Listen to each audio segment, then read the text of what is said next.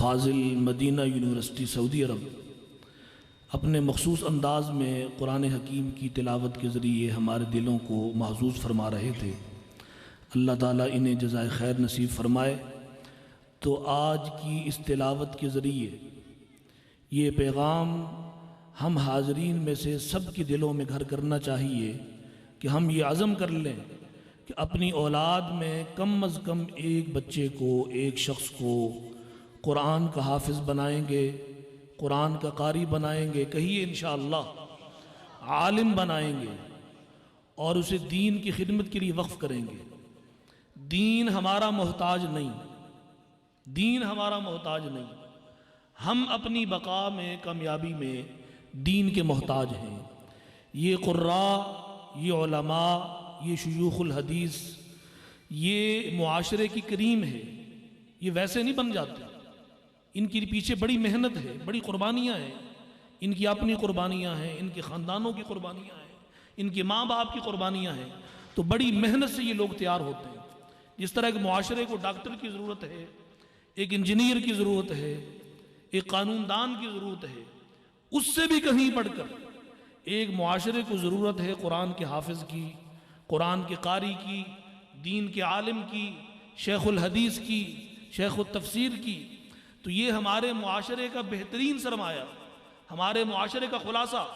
تو آج کی اس مجلس میں ہر بندہ یہ عزم کر کے یہاں سے جائے کہ محض چند دنوں کے لیے نہیں، خانہ پوری کے لیے نہیں، ہم اپنے خاندان میں ایک ایک بچے کو لازماً مکمل اللہ کا دین پڑھائیں گے، اسے عالم بنائیں گے، اسے دین کا مجاہد بنائیں گے۔ اللہ ہم سب کو، ہماری نسلوں کو دین کی خدمت کے لیے قبول فرمائے۔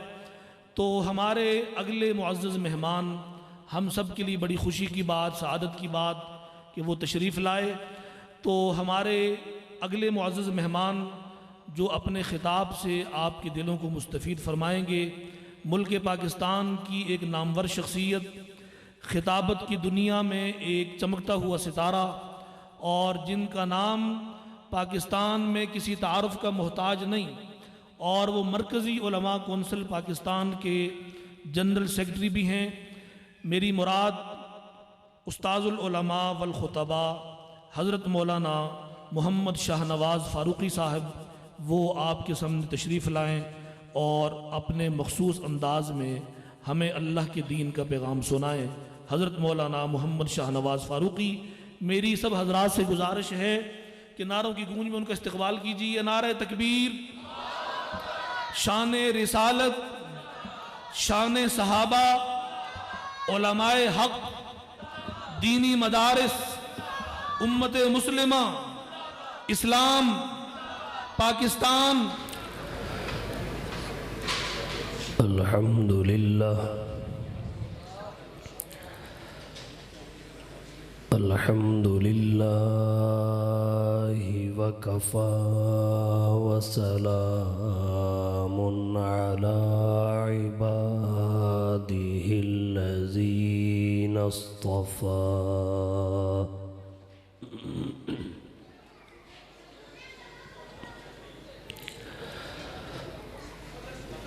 اما بعد فاعوذ باللہ من الشیطان الرجیم۔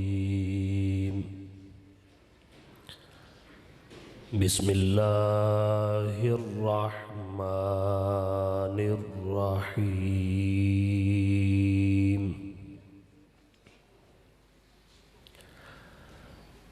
سبحان الذي أسرى بعبده ليلا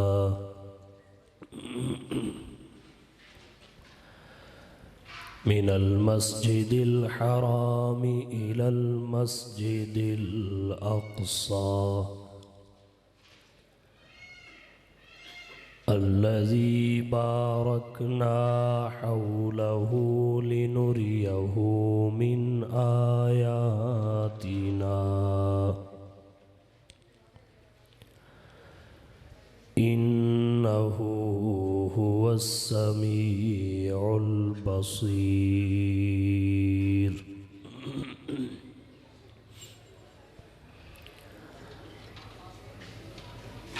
وقال الله تعالى في مقام آخر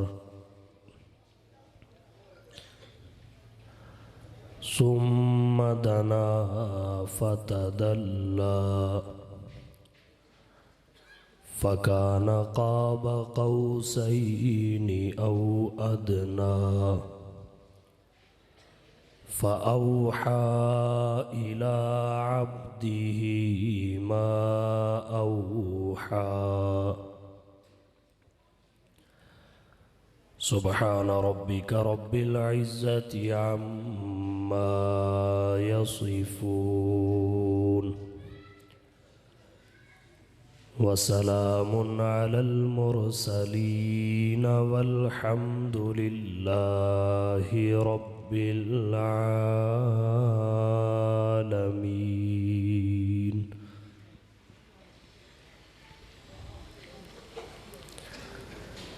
واجب الاحترام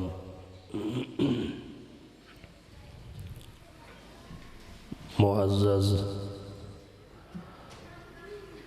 علماء کرام، بالخصوص شیخ التفسیر استاذ العلماء حضرت مولانا قاضی فاروق صاحب کھٹانہ دامت برکاتہم العالیہ، عزیز بھائیوں، دوستوں، بزرگوں، طالب علم ساتھیوں، پہلی دفعہ جامعہ علوم اسلامیہ میں آپ سے مخاطب ہوں۔ مجھے گفتگو کے لیے برادر عزیز مولانا زبیر صاحب نے معراج النبی کا عنوان دیا ہے۔ بغیر کسی تمہید کے معراج کے بارے میں 5 باتیں آپ کی توجہ کی نظر کروں گا۔ نمبر 1، معراج کیا ہے؟ نمبر 2، معراج کب ہوا؟ نمبر 3، معراج کیوں ہوا؟ نمبر 4، معراج کیسے ہوا؟ نمبر 5، معراج سے صاحب معراج کی امت کو کیا ملا؟ سب سے پہلی بات، معراج کیا ہے؟ آسان لفظوں میں معراج اللہ کی قدرت، حضور کا معجزہ، ہمارا عقیدہ اور ایمان ہے۔ دوسری بات، معراج کب ہوا؟ صاحب فتح الباری نے فتح الباری باب المعراج میں معراج کے سال کے حوالہ سے 10 اقوال ذکر کیے ہیں۔ راجح قول یہ ہے، نبوت کے 11ویں سال طائف کے سفر سے واپسی کے بعد حضرت خدیجۃ الکبریٰ رضی اللہ تعالی عنہا کے انتقال کے بھی بعد مشہور قول کے مطابق 27 رجب کو جناب نبی کریم صلی اللہ علیہ وسلم کو معراج کے سفر پہ لے جایا گیا۔ تیسری بات، معراج کیوں ہوا؟ اس کے تحت معراج کی حکمتوں کا بیان ہوتا ہے، معراج کی حکمتیں کیا ہیں؟ علماء کرام نے معراج کی متعدد حکمتیں لکھی ہیں۔ چند ایک آپ کی توجہ کی نظر کروں گا۔ ایک حکمت اللہ نے خود قرآن میں بیان کی، لِنُرِيَهُ مِنْ آیَاتِنَا۔ حضور صلی اللہ علیہ وسلم کے معراج کی ایک حکمت یہ ہے، اللہ فرماتے ہیں تاکہ ہم آپ کو اپنی نشانیاں دکھائیں۔ اللہ کی نشانیاں زمین پر بھی ہیں، فضا میں بھی ہیں، سبع سماوات خود نشانیاں ہیں، پھر ان کے اوپر بھی ہیں، عرش بھی اللہ کی نشانی ہے۔ زمین پر موجود نشانیوں کو جناب نبی کریم صلی اللہ علیہ وسلم نے زمین پر رہ کے دیکھا۔ عرش برین تک کی بالائی نشانیاں دکھانے کے لیے اللہ نے اپنے حبیب کو معراج پر بلایا اور قرآن میں حکمت یوں ذکر کی، لِنُرِيَهُ مِنْ آیَاتِنَا۔ معراج کیوں ہوا؟ معراج کی حکمتوں میں ایک حکمت یہ ہے، اللہ کی توحید کے لیے، اللہ کے پیغام کو پھیلانے کے لیے جناب نبی کریم صلی اللہ علیہ وسلم نے ہر قسم کی مشقت برداشت کی، ہر پستی کو قبول کرنا گوارا کیا۔ اس کا لازمی نتیجہ رفعت ہے جو اللہ نے معراج کی شکل میں حضور صلی اللہ علیہ وسلم کو عطا فرمایا۔ معراج کیوں ہوا؟ معراج کی حکمتوں میں ایک حکمت یہ بھی ہے، حضور پہ مسلسل صدمات آ رہے تھے، اور معراج سے پہلے قریب زمانہ میں حضرت خدیجہ کا انتقال ہوا۔ طائف کے سفر میں آپ کی ذات گرامی پر جو ظلم و ستم ہوا وہ بھی بہت بھاری تھا۔ اپنے تو بیگانے پہلے سے ہی تھے، الغرض جب سے آنکھیں کھولی صدمات میں گھرے ہوئے تھے۔ جب صدمات شدت اختیار کر گئے، اللہ نے تسلی کے لیے اپنے حبیب کو معراج پر بلایا۔ معراج کیوں ہوا؟ معراج کی حکمتوں میں ایک حکمت یہ بھی ہے، اللہ معراج کے سفر سے حضور کی ختم نبوت کا اظہار کرنا چاہتے تھے۔ آپ کہیں گے کیسے؟ شیخ المحدثین حضرت مولانا محمد ادریس کاندلوی رحمت اللہ علیہ فرماتے ہیں، مخلوقات کا منتہا عرش ہے، عرش مخلوقات کا منتہا ہے، اس کے بعد کوئی مخلوق ثابت نہیں ہے۔ اللہ تعالیٰ نے حضور کو عرش پر بلایا، عرش پر بلا کر بتایا کہ عرش پہ مخلوقات کی انتہا ہے، اور جسے فرش سے عرش پر بلایا گیا اس پر کمالات کی انتہا ہے، اور سب سے بڑا کمال نبوت و رسالت ہے، اس لیے اس کی بھی محمد مصطفیٰ پہ انتہا ہے۔ معراج کیوں ہوا؟ معراج کی حکمتوں میں ایک حکمت جو صاحب درۃ الناصحین فی الواضح والارشاد نے ذکر کی کہ زمین و آسمان کا آپس میں افضلیت پہ مکالمہ ہوا، اس نے بھی دلائل دیے، اس نے بھی دلائل دیے۔ کسی شاعر نے میں قلم بند کر دیا تاکہ اختصار کے ساتھ میں آپ کو سمجھا کے آگے بڑھ سکوں۔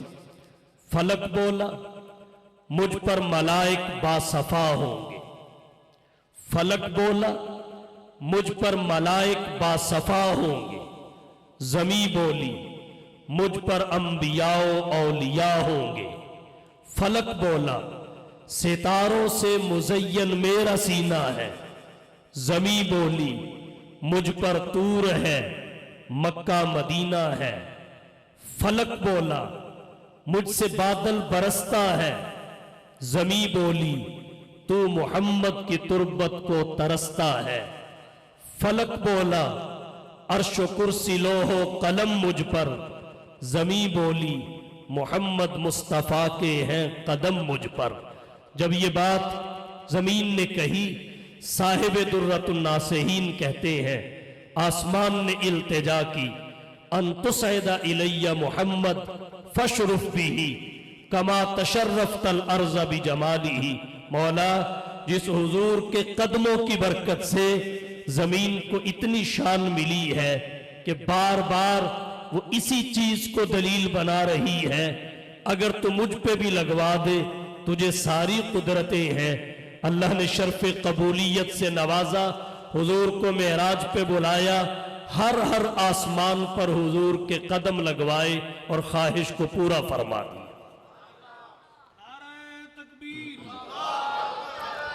معراج کیوں ہوا؟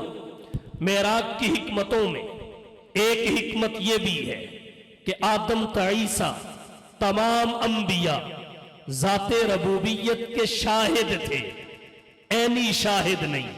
حضور کے بعد باب نبوت بند ہو رہا ہے، بند ہو چکا ہے۔ مقام نبوت کی، نبوت محمدی پر تکمیل ہو چکی ہے۔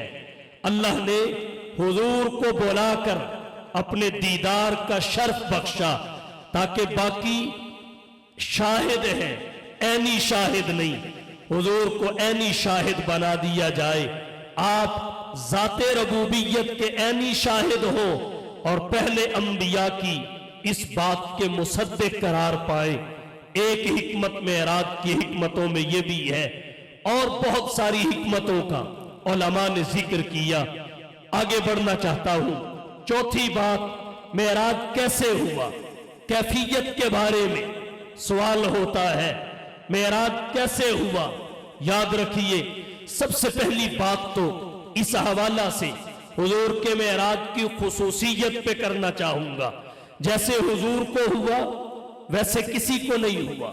معراج عروج سے ہے، اللہ نے ہر نبی کو بخشا، ہر رسول کو بخشا، ہر پیغمبر کو بخشا، لیکن جیسے مصطفیٰ کو بخشا ویسے کسی کو نہ بخشا۔ ہر نبی کا معراج امتحان کی صورت میں ہوا، نبی الانبیاء کا معراج انعام کی صورت میں ہوا۔ ہر نبی کا معراج فرش زمین پہ ہوا، نبیوں کے نبی کا معراج عرش بری پہ ہوا۔ کیسے ہوا؟ اب آئیے دوسرے زاویہ سے بات کرتے ہیں۔ معراج کا سفر دو حصوں میں تقسیم ہے، اس کے دو مرحلے ہیں۔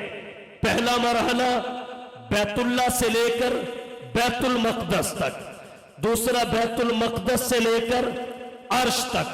اللہ نے پہلے مرحلہ کو 15ویں پارے میں بیان فرمایا اور اسے اسراء کہتے ہیں۔ دوسرے مرحلہ کو اللہ نے سورۃ النجم کی آیات میں بیان کیا، متواتر احادیث میں اس کا ذکر آتا ہے۔ اس دوسرے مرحلہ کو معراج کہتے ہیں۔ مجازی طور پر بعض دفعہ دونوں مراحل کو معراج کہہ دیا جاتا ہے۔ اللہ نے فرمایا سبحان الذی اسری بعبدہ، پاک ہے وہ ذات جو راتوں رات لے گئی اپنے بندے کو۔ آغاز بیان لفظ سبحان سے ہے۔ اس کی مفسرین نے متعدد حکمتیں لکھی ہیں، سر دست ایک حکمت کا ذکر کرنا چاہوں گا، وہ یہ فلاسفہ اور ملحدین حضور کے معراج پہ متعدد اعتراضات کرتے ہیں، اور ان اعتراضات کی بنیاد سائنسی تحقیقات پہ ہے کہ کوئی بندہ عرش پہ نہیں جا سکتا۔ وجہ اس کی یہ ہے، یہ اجرام فلکی رکاوٹ ہے، قرہ زمہریر سردی کا قرہ رکاوٹ ہے، قرہ ناریہ ہے، ان سے آدمی بچ کے اوپر نہیں جا سکتا، اور بہت سارے اشکالات۔ تو پروردگار عالم نے ان سب کو لفظ سبحان کہہ کے لپیٹ دیا کہ تمہاری نظر شاید جانے والے پہ ہے، لے جانے والے پہ نظر کرو، سارے اعتراض ختم ہو جائیں گے۔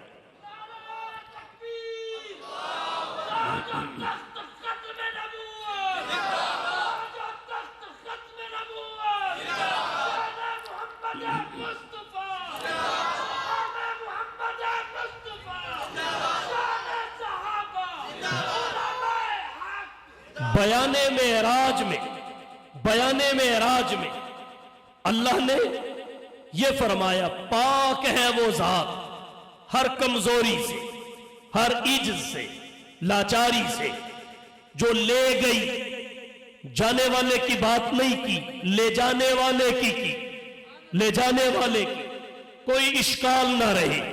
سبحان الذی اسری بعبدہ، پاک ہے وہ ذات جو راتوں رات لے گئی بعبدہ، اپنے بندے کو، لیلاً تھوڑی سی رات میں، من المسجد الحرام، مسجد حرام سے، الی المسجد الاقصی، مسجد اقصی تک۔ پہلی بات بعبدہ کے لفظ پہ کرنا چاہوں گا۔ سوال یہ ہے اگر حضور مقام عبدیت پہ فائز ہے تو مقام نبوت بھی آپ کا مقام ہے، مقام رسالت بھی ہے، مقام محبوبیت بھی ہے۔ سوال یہ ہے اسری بعبدہ کہا، اسری بنبیہ نہیں، اسری بعبدہ کہا، اسری برسولہ نہیں۔ وجہ کیا ہے؟ علماء کرام نے متعدد وجوہ لکھی ہیں، چند ایک آپ کی توجہ کی نظر کرنا چاہوں گا۔ سب سے پہلی وجہ یہ ہے سفر ایسا تھا جو عادتاً ممکن نہیں ہے، روٹین اور عادت سے ہٹ کر ہے، جسے علماء خرق عادت کہتے ہیں۔ اور خرق عادت واقعات کو دیکھ کر لوگوں نے حضرت عیسیٰ کے بارے میں الوہیت کا عقیدہ قائم کر لیا، حضرت عزیر کو ابن اللہ قرار دے دیا، فرشتوں کی طاقت اور پاور کو دیکھ کے اللہ کے لیے بنات ثابت کر دی، بیٹیاں ہونے کا دعویٰ کر دیا۔ اگرچہ پہلے واقعات اور معجزات خرق عادت تھے، لیکن یہ ان میں بھی اپنی شان کا اکیلا تھا۔ یہاں خدشہ تھا لوگ عقیدے کے اعتبار سے بے راہ روی کا شکار نہ ہو جائیں، عقائد کی حفاظت مقدم ہے۔ اس لیے پروردگار عالم نے جس وقت معراج پہ بلایا تو بلاتے وقت کے مرحلہ کو بیان کرتے ہوئے اسری بنبیہ ہی نہیں کہا، حالانکہ آپ نبی ہی نہیں، نبیوں کے نبی ہیں۔ اسری برسولہ ہی نہیں کہا، حالانکہ آپ رسول ہی نہیں، رسولوں کے رسول ہیں۔ اسری بعبدہ ہی کہا، اسری بعبدہ ہی کہا۔ اور پھر یہی پہ نہیں، جب اللہ سے حضور ہم کلام ہوئے اس مرحلہ کے لیے فَأَوْحَا إِلَىٰ عَبْدِهِ کہا، اور جب حضور واپس پلٹے فرشتوں نے کہا أَشْهَدُ أَن لَا إِلَٰهَ إِلَّا اللَّهُ وَأَشْهَدُ أَنَّ مُحَمَّدًا عَبْدُهُ پہلے وَرَسُولُهُ بعد میں، تاکہ کوئی یہ نہ کہہ سکے بشر ہو کے عرشات جا کوئی نہیں سکتا، بشر ہو کے عرشات جا کوئی نہیں سکتا۔ اللہ نے جگہ جگہ وضاحت فرما دی کہ بشر ہو کے عرشات جاوے محمد، بشر ہو کے عرشات جاوے محمد، ملک ہو کے عرشات جا کوئی نہیں سکتا۔ نعرہ تکبیر، تاج و تخت ختم نبوت، عظمت صحابہ، عظمت صحابہ۔ سبحان الذی اسری بعبدہ، پاک ہے وہ ذات جو راتوں رات لے گئی اپنے بندے کو۔ اسری بعبدہ کہا، بنبیہ ہی نہیں، اسری بعبدہ کہا، برسولہ ہی نہیں۔ دوسری حکمت یہ ہے، امام فخر الدین رازی رحمت اللہ علیہ فرماتے ہیں جب حضور اللہ سے ہم کلام ہوئے، اللہ نے آپ سے پوچھا حبیب کون سا لقب اور وصف زیادہ پسند ہے؟ حضور نے عرض کیا آپ کا بندہ ہونا۔ اللہ نے اسی کے ساتھ قرآن میں معراج کو بیان کیا، اسری بعبدہ، اسری بعبدہ۔ اور ایک بات اس سے آگے بڑھ کے کہوں گا، تیسری حکمت یہ ہے، ایک ہے نبی اور رسول کا اللہ کی جانب سے بندوں کی طرف آنا، ایک ہے سب بندوں کو چھوڑ کر اللہ کی طرف جانا۔ جب نبی اور رسول اللہ کی طرف سے بندوں کی طرف آتا ہے تو اس سفر کے مناسب جو وصف ہے وہ وصف رسالت ہے، جیسا کہ قرآن کہتا ہے اِنَّا أَرْسَلْنَا إِلَيْكُمْ رَسُولًا شَاهِدًا عَلَيْكُمْ كَمَا أَرْسَلْنَا إِلَىٰ فِرْعَوْنَ رَسُولًا۔ इन्ना अरसलना इलैकुम रसूलन, अगरचे आने वाले रसूल अब्द भी है, मगर यहाँ सिफत अब्दियत का जिक्र मुनासिब नहीं है, क्योंकि अल्लाह की तरफ से बंदों की तरफ आमद हो रही है, और एक है सब बंदों को छोड़कर अल्लाह की तरफ जाना। इस सफर को तसव्वुफ की इस्तिलाह में सैर इलल्लाह कहते हैं। ये मकाम सैर इलल्लाह है, और मकाम सैर इलल्लाह के मुनासिब वस्फ़ अब्दियत है, वस्फ़ नबुव्वत नहीं। अगरचे जाने वाले नबी ही नहीं, नबियों के नबी हैं, रसूल ही नहीं, रसूलों के रसूल हैं, पैगंबर ही नहीं, पैगंबरों के पैगंबर हैं, मगर ये मकाम सैर इलल्लाह है, इसके मुनासिब सिफत अब्दियत है। इसलिए नबी होने के बावजूद असरा बि अब्दिही फरमाया, रसूल होने के बावजूद असरा बि अब्दिही फरमाया, न असरा बि नबीही न असरा बि रसूलिही। और फिर याद रखिए सबसे बड़ा वस्फ अब्दियत ही है। हुजूर अब्द कामिल है और बाकियों को बंदा बनाने आए। असरा बि अब्दिही, पाक है वो जात जो रातों रात ले गई अपने बंदे को। याद रखिए हुजूर की अब्दियत और बशरियत कुरान की नस से साबित है, और मेराज अब्द को हुआ है।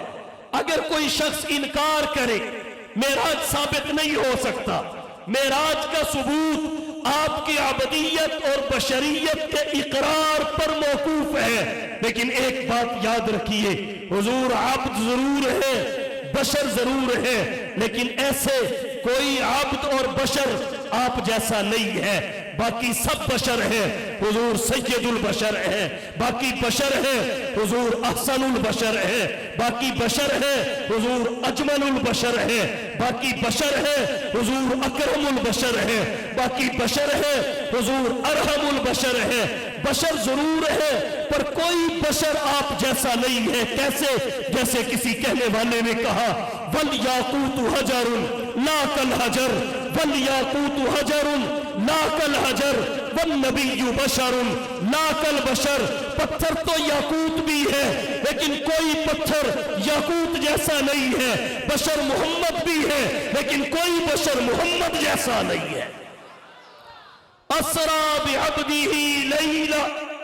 फिर एक बात और अर्ज करता हूं, मेराज रात को हुआ, दिन को नहीं हुआ। सवाल ये है, रात के इंतखाब की वजह और हिकमत क्या है? मेराज दिन को क्यों नहीं हुआ, रात को क्यों हुआ? उलमाए किराम ने, मुफस्सिरीन इज़ाम ने इस पे भी अपने कलम चलाए और मुतअद्दिद हिकमतें सफ़हे किरतास पे मुंतकिल कर दी। चंद एक आपकी तवज्जो की नजर करना चाहता हूं। मेराज रात को क्यों हुआ? एक हिकमत ये है,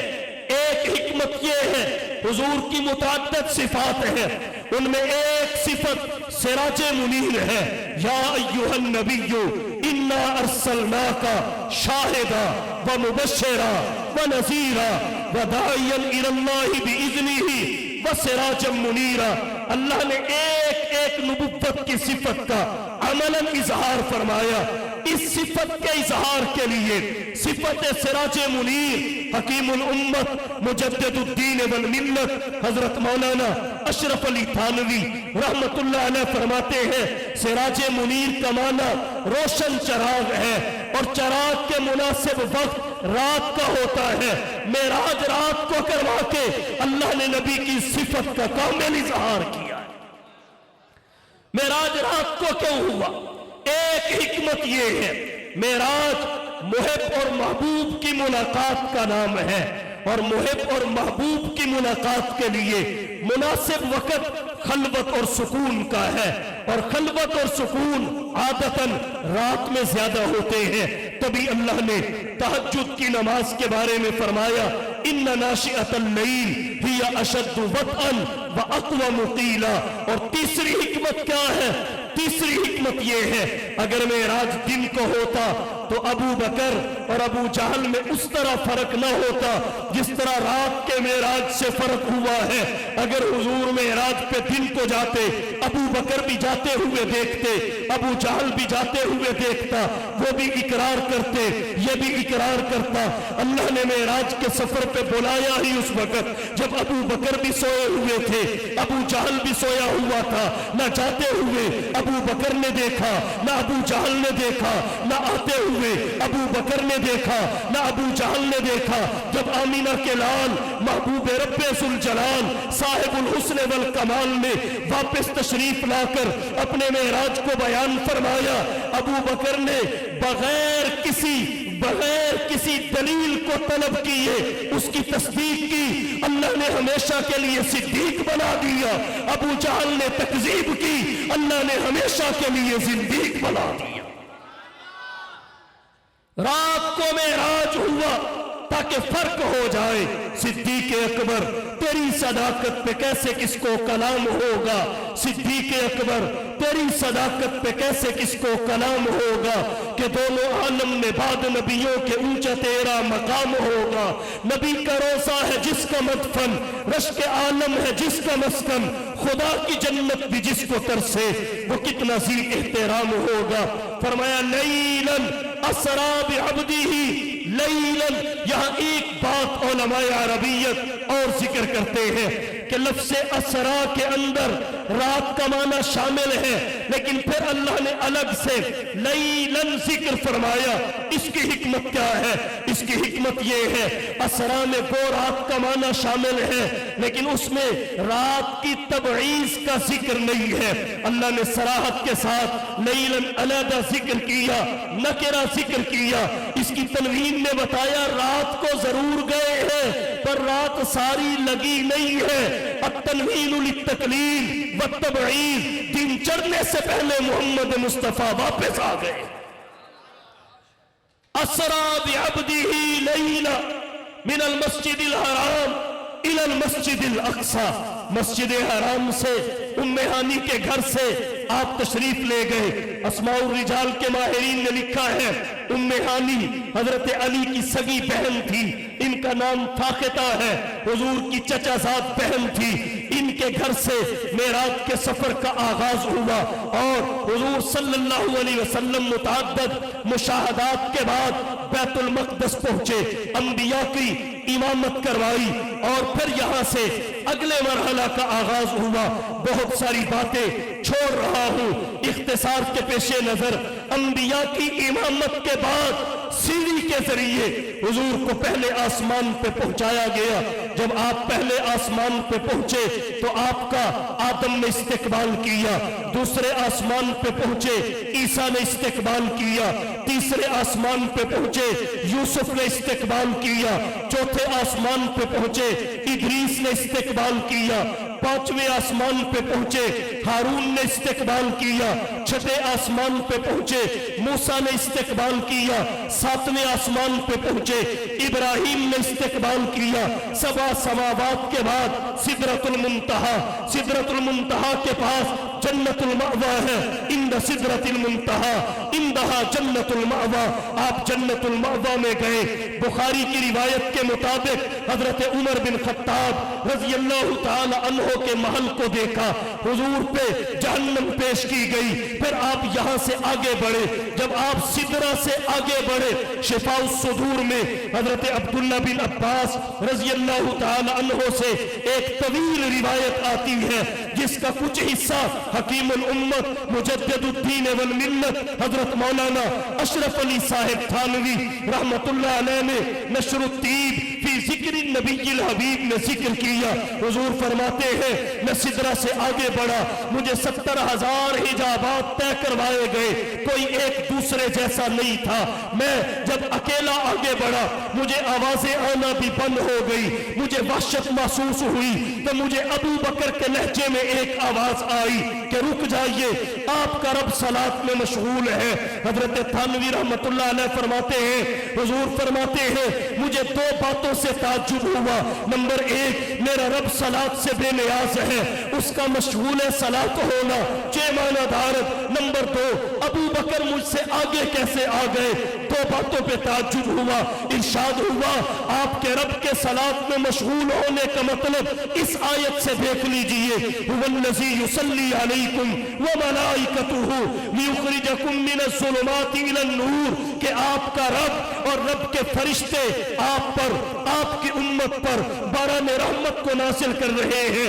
और रहा अबू बकर की आवाज का किस्सा, ये अबू बकर नहीं है, ये एक फरिश्ता है। इसे अल्लाह ने जब से पैदा किया इस जगह पे खड़ा कर दिया, इसे लहजा अबू बकर का दिया, तरसे तकल्लुम अबू बकर का दिया, अंदाज़े गुफ्तगू अबू बकर का दिया, ताकि हुजूर जब अकेले यहां से आगे बढ़ेंगे वहशत हुई, ये अबू बकर के लहजे में आवाज देगा, वहशत दूर हो जाएगी, जो कहा जाएगा वो समझा जाएगा, जो कहा जाएगा वो समझा जाएगा। अबू बकर का लहजा उस फरिश्ते को अता किया गया। अबू बकर वो हस्ती है हुजूर सल्लल्लाहु अलैहि वसल्लम को जिनके साथ उन्स इतना कि मिसाल कोई नहीं, एतमाद इतना मिसाल कोई नहीं। सैयद नूरुल हसन शाह साहब बुखारी रहमतुल्लाह अलैह अपनी किताब नबी और सिद्दीक के हाशिया पर एक हदीस लेके आए। हुजूर ने फरमाया, या अय्युहन नास इन्ना अबा बकरिन लम यसूनी कत्तु, लोगों सुन लो, अबू बकर वो हस्ती है जिसका अमल तो अमल रहा, फेल तो फेल रहा, कौल तो कौल रहा, उसकी सोच और फिक्र भी कभी मेरी सोच और फिक्र के नामुवाफिक नहीं हुई, उसकी सोच और फिक्र भी कभी मेरी सोच के मुखालिफ नहीं हुई। वो दरवेश दरबार शाह रसूला, वो दरवेश दरबार शाह रसूला, वो तस्वीर ईकान सिद्दीक़ अकबर, गुलिस्तान आका ने सोचा है दी का, बहारे गुलिस्तान सिद्दीक़ अकबर, रिसालत की राहों का महफूज साथी, मोहम्मद का अरमान सिद्दीक़ अकबर। मोहम्मद तो सुल्तान है सब अंबिया के, सहाबा के सुल्तान सिद्दीक़ अकबर। हुजूर आगे बढ़े, सुम्मा दना फतदल्ला फकान क़ाब औ अदना फ़अौहा इला अब्दिही मा औहा। इन आयात पे बहस नहीं करता, अल्लाह के हुजूर पहुंचे। अत्तहियातु लिल्लाही, परवरदिगार कौली इबादतें आपके लिए, वस्सलावात बदनी इबादतें आपके लिए, वत्तय्यिबात माली इबादतें आपके लिए। तबादला तहाइफ शुरू हुआ, अल्लाह ने 3 तहाइफ के साथ 3 तहाइफ हुजूर को अता फरमाए। अस्सलामु अलैका अय्युहन नबी, ए नबी आप पर सलामती हो, व रहमतुल्लाही अल्लाह की रहमत हो, व बरकातुहु अल्लाह की बरकतें हो। आमीना के लाल महबूब रब्बे जुल जलाल सल्लल्लाहु अलैहि वसल्लम ने अल्लाह की रहमत का दरिया जोश में देखा। अल्लाह फरमाते हैं अस्सलामु अलैका, रसूलुल्लाह ने दामन फैला दिया, अस्सलामु अलैना। अल्लाह कहते हैं अस्सलामु अलैका, रसूलुल्लाह अर्ज करते हैं अस्सलामु अलैना। मौला हम सब पे सलामती, जो सहाबा तेरी तौहीद के लिए तपते कोयलों पे लेट के कह रहे हैं, जफा जो इश्क में होती है जफा ही नहीं, जफा जो इश्क में होती है जफा ही नहीं, सितम न हो तो मोहब्बत में कुछ मजा ही नहीं। जो रेत पे लेट के तपते कोयलों पे लेट के ये कह रहे हैं इश्क की लज्जत मगर खतरों की जानकारी में है, नबी उन्हें कैसे भूल जाए। अल्लाह ने फरमाया अस्सलामु अलैका अय्युहन नबी, हुजूर ने अर्ज किया अस्सलामु अलैना, अल्लाह ने कबूल फरमा लिया। फिर सहाबा के बाद गुलामान सहाबा को हबीब ने शामिल किया, वाला इबादिल्लाहि सालिहीन, वाला इबादिल्लाहि सालिहीन। गोया हुजूर तब तक वापस न पलटे जब तक सहाबा के साथ गुलामान सहाबा को भी मेराज के तोहफों में शामिल नहीं कर लिया। गोया अल्लाह के नबी ने सहाबा को भी शामिल किया और अल्लाह के नबी ने इबादिल्लाहि सालिहीन को भी शामिल किया। हमारे अकाबरीन भी इन तोहफों में शामिल है, क्योंकि ये इबादिल्लाह सालिहीन का कामिल मिस्दाक है। इस वादी गुल का हर जर्रा खुर्शीद जहां कहलाया है, इस वादी गुल का हर जर्रा खुर्शीद जहां कहलाया है। जो रिंद यहां से उठा है वो पीर मुगा कहलाया है। इस बस में जुनू के दीवाने हर राह से पहुंचे यस्ता तक है आम हमारे अफसाने दीवार चमन से जिंदा तक। हुजूर वापस पलटे, अल्लाह ने 50 नमाजों का तोहफा दिया, सूरतुल बकरा की आखिरी आयात के मज़ामीन दिए और हुजूर को इस बात की गारंटी दी गई, तीसरा तोहफा कि नबी का जो उम्मती शिर्क नहीं करेगा, शिर्क से बेजार रहेगा, अल्लाह उसे जहन्नम से महफूज रखेगा। बाकी गुनाह हो गए अल्लाह की मर्जी, अदल फरमाए तो जहन्नम में जाना पड़ जाए, फजल फरमाए तो बड़े बड़े गुनाहगार बच के जन्नत में चले जाए, लेकिन परवरदिगार शिर्क को मुआफ नहीं करेंगे। क्यों? वजह उसकी ये है, सैयद शाह इस्माइल शहीद रहमतुल्लाह अलैह फरमाते हैं, एक नाफरमानी होती है, एक बगावत होती है। अगर कोई अल्लाह के किसी हुक्म की खिलाफ वर्जी करता है अमल से रुक के या उसके मुखालिफ अमल करके, ये नाफरमानी है। अल्लाह चाहे तो सजा दे और फजल फरमाए तो मुआफ फरमा दे, लेकिन शिर्क अल्लाह की नाफरमानी नहीं है, ये अल्लाह से बगावत है और बगावत को दुनिया के किसी कानून में मुआफ नहीं किया जाता। ये जमानत दी गई कि जो शिर्क से बचा रहेगा उसे जहन्नम से बचा दिया जाएगा। जब इन तोहफों के साथ हुजूर पलटने लगे, फिर फरिश्तों ने कहा अशहदु अल्ला इलाहा इल्लल्लाह व अशहदु अन्ना मुहम्मदन अब्दुहु व रसूलुहु। आए वापसी पहले आसमान पे मुलाकात हो गई हजरत इब्राहिम से। उन्होंने पूछा हबीब क्या लेके आए, बताया, वो खामोश रहे। फिर दूसरे आसमान पे आए, मुलाकात हुई हजरत मूसा से, उन्होंने पूछा, हुजूर ने बताया, उन्होंने वापस जाने का मशवरा दिया और उन्होंने एक दफा नहीं बार बार मशवरा दिया। हुजूर बार बार वापस गए, 45 नमाजें मुआफ हो गई, 5 रह गई जिन्हें हुजूर लेके आए। यहां नुकात तो बहुत सारे हैं, लेकिन एक नुक्ता अर्ज करता हूं इख्तिसार के साथ। सवाल ये है, मुलाकात तो पहले हजरत इब्राहिम से हुई थी, पूछा भी उन्होंने था, पहले बताया भी उनको था, लेकिन उन्होंने नहीं कहा वापस जाओ, कम करवा के आओ। हजरत मूसा ने क्यों कहा? हिकमत क्या है? उलमा ने लिखा है हिकमत ये है, हजरत इब्राहिम का मकाम मकाम खुल्लत है। इब्राहिम का मकाम खुल्लत है, वो अल्लाह के खलील थे। इत्तखज़ल्लाहु इब्राहीम खलीला। और मकाम खुल्लत मकाम नियाज है, जो कहा जाता है वो सुना जाता है, बोला नहीं जाता। सरे तस्लीम खम जो मिजाज यार में आए, इलाका छोड़ दो, ठीक है जी, बीवी बच्चों को वहां छोड़ आओ जहां सब्जा ही कोई नहीं।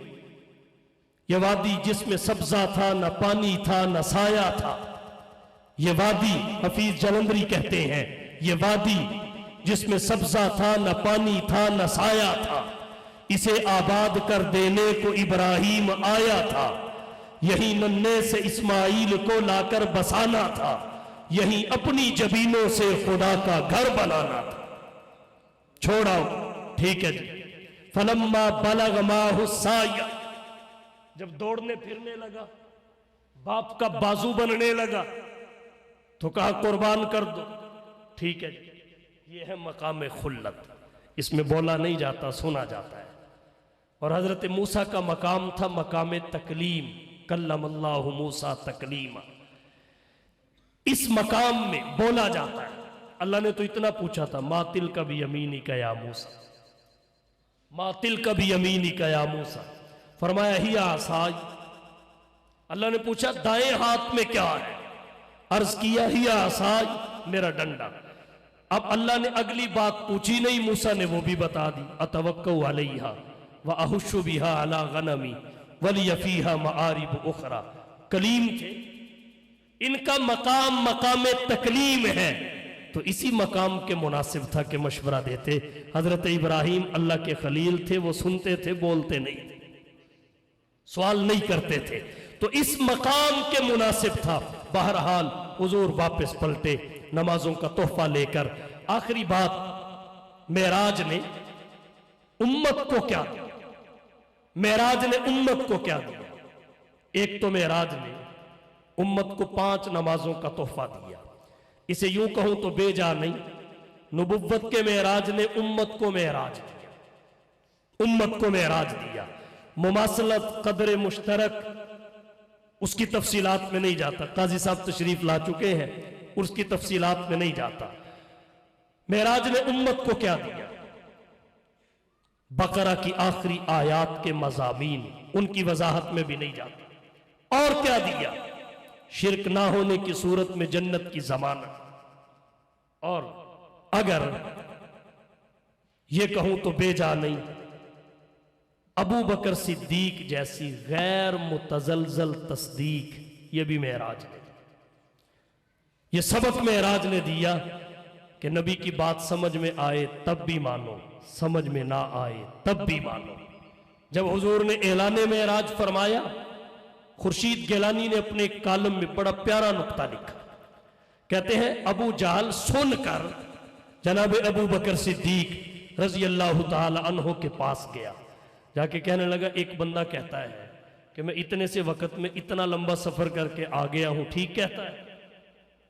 हज़रत अबू बकर ने फरमाया, पहले बंदा बताओ कहने वाला कौन है, क्योंकि कायल के बदलने से भी हुक्म बदल जाता है। पहले बंदा बताओ, बंदा कौन है? बिलाखिर बताना पड़ा। तो हजरत अबू बकर सिद्दीक रजी अल्लाह ताला अन्हो ने फरमाया, अगर मेरे पैगंबर ने कहा है तो मैं ईमान लाता हूं। वो कहने लगा, अकल नहीं मान।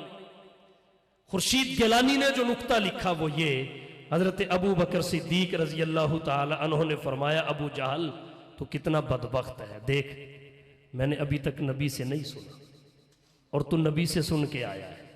तू नबी से सुन के भी नहीं माना और मैं तुझसे सुन के मान गया, क्योंकि तूने निस्बत नबी की तरफ की है, तो तुझसे बड़ा बदबख्त कौन हो सकता है?